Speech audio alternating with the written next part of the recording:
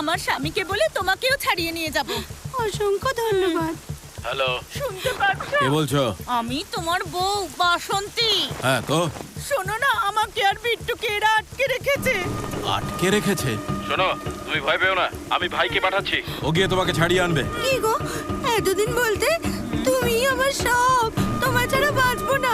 এখন শুধু নিজের বউকে বাঁচাবে, তাই না? আমার কথা একবারও ভাবলে না। আমু, অমৃতা তুমি ওখানে কি করছো? অমৃতা, এটা সেই মেয়েটাই, তাই না?